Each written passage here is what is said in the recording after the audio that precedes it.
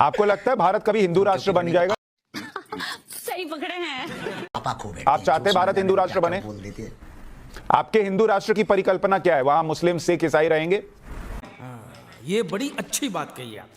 ठीक, जहर फैलाती है, ऐसे लोग निकम्मे हैं, भारत में इन्हें रहने ही नहीं चाहिए। अरे झूठ बोल रहा है, ये झूठ बोल रहा है। धीरेन्द्र शास्त्री जी, आप कई बाबाओं की मैं बात करूं, कुछ आजकल उसमें से जेल में भी हैं, मगर क्यों?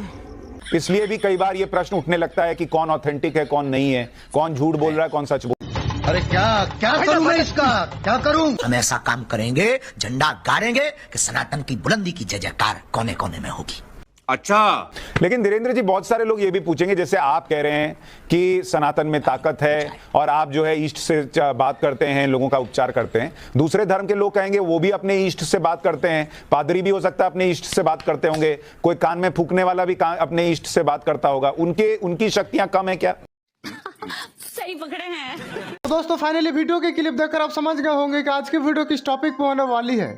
लेकिन उससे पहले मैं आपको यह बता दूं कि आज की इस वीडियो में इस पत्रकार ने इस धीरेन्द्र शास्त्री से कुछ ऐसे क्वेश्चन किया जिससे कि इस धीरेन्द्र शास्त्री के आंसर देना पूरी तरह से भारी पड़ गया। क्या आपके पास वाकई कुछ शक्तियां हैं? हो गया, ये क्या सुन रहा हूं मैं? वाकई आपके पास शक्तियां हैं, या जो आप पर आरोप लग रहा है आप अंधविश्वास फैला रहे हैं, एक्टर्स लेकर आते हैं, ऐसा कुछ है? गजब बेइज्जती है। अंधविश्वास फैलाने वाली बात ना तो हम कोई जादू टोना करते हैं, ना हम कोई झाड़ फूंक करते हैं।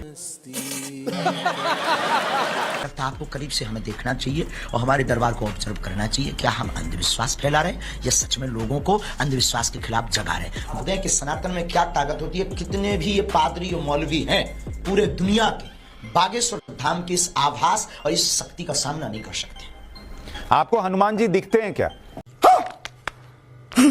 बालाजी की कृपा है, ये सब सनातनियों का प्यार है हमारे लिए, और सब सनातनी पूरे भारत के साधु संतों का आशीर्वाद है, और हम भारत के संतों का नाम रोशन करके ही रहेंगे। हम ऐसा कोई कृत्य नहीं करेंगे जिससे सनातन झुके। हम ऐसा काम करेंगे, झंडा गाड़ेंगे कि सनातन की बुलंदी की जय जयकार कोने कोने में होगी।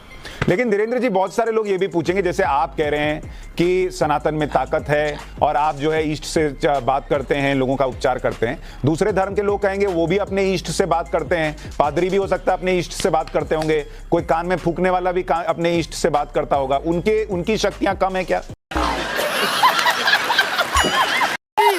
हमारे यहाँ 3 पीढ़ियों से दरबार लग रहा, हमारे दादा गुरुजी भी लगाते थे, उसके पूर्व में भी एक संत हुए वो भी लगाते थे, तीसरी पीढ़ी में हमने कभी कोई दावा नहीं किया हम कोई ईश्वर हैं, या हम कोई चमत्कार करते हैं, या हम कोई मिरेकल करते हैं।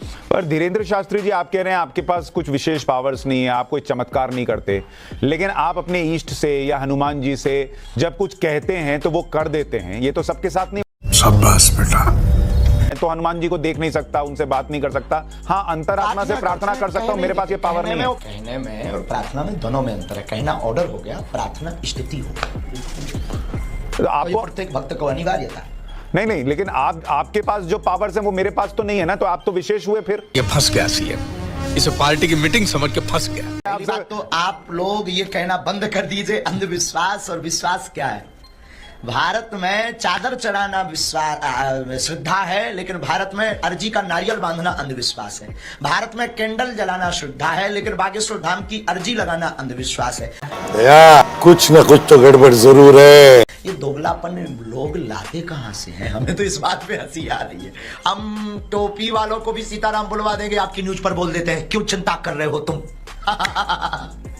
लेकिन आप जिस धर्म की बात कर रहे हैं वो तो कभी कन्वर्जन में विश्वास नहीं रखता। आप कह रहे थे कि मैं टोपी वालों को भी सनातनी बना दूंगा। सनातनी मतलब वो पहले से हैं, बस कुछ दिनों के लिए भूल गए। कोई अपने बाप को बाप ना कहे तो इसमें बाप की कोई गलती नहीं है, बेटा की गलती होती है। अब कोई बेटा बाप को बाप ना कहे तो इसमें उसकी बाप की बेचारे की क्या गलती है, माय डियर। पर धीरेन्द्र शास्त्री जी, उन्होंने अपना एक रास्ता चुन लिया ईश्वर तक पहुंचने का। क्या वो रास्ता सनातन से होकर गुजरे, ये जरूरी है? मगर क्यों? क्या मैं कह रहा हूं, उन्होंने अपना एक रास्ता चुना है अपने ईश्वर तक पहुंचने का। क्या वो रास्ता, हर रास्ता सनातन के रास्ते से होकर गुजरे, ये जरूरी है? ये बड़ी अच्छी बात कही आप। ठीक, ईश्वर एक है, दिखाई देने वाले रूप अनेक हैं, पर ईश्वर परमात्मा एक है। शास्त्र ऐसा कहते हैं। तो क्या इसके लिए जरूरी है कि टोपी पहनने वाले को भगवा पहनना पड़े? ये भगवान क्या जुल्म है। धीरेन्द्र शास्त्री जी, ये बताइए, अभी मैंने आपका एक वीडियो देखा जिसमें एक व्यक्ति जिस पर कहा जा रहा है कुछ प्रेत आत्मा आई हुई है और आप किसी को कह रहे हैं इसको उठा के पटको, इसको नीचे फेंको। किसको बोल रहे थे आप? कौन उठा के पटक रहा था? हम तो किसी को बुलाते नहीं, वही आते उन्हीं पे चढ़ते उन्हीं के बालाजी उतार देते हैं। अब इसमें हमारे ऊपर क्यों कंट्रोवर्सी? किस इसकी माँ का भोला चेहरा, साले खाते हैं और भूल भी जाते हैं।